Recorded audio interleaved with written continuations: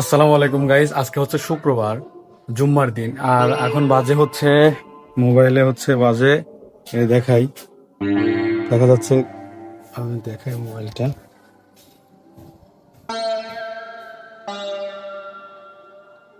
12টা 33। এখন বাজে হচ্ছে 12টা 33, আর এখনো হচ্ছে দেখেন, অনেক কোনো বিদ্যুৎ নাই।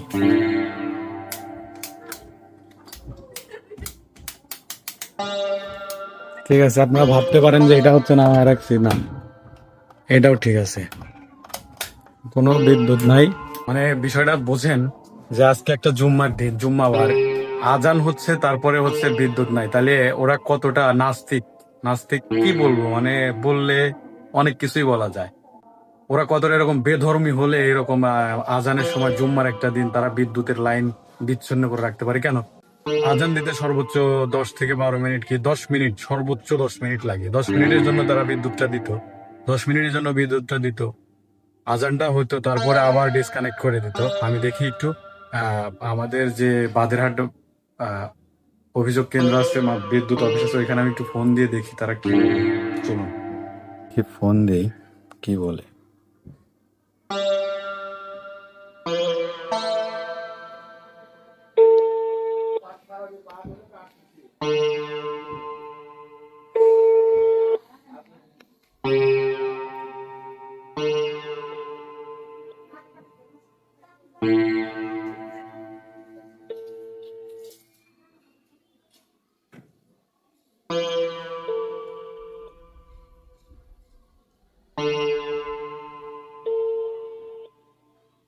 ফোন রিসিভ করতেছে না,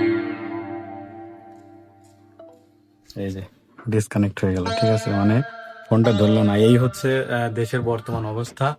তো আপনাদের এলাকায় কি রকম, তো আপনাদের এলাকায় কি রকম লোডশেডিং হচ্ছে, অবশ্যই কমেন্টে জানাবেন।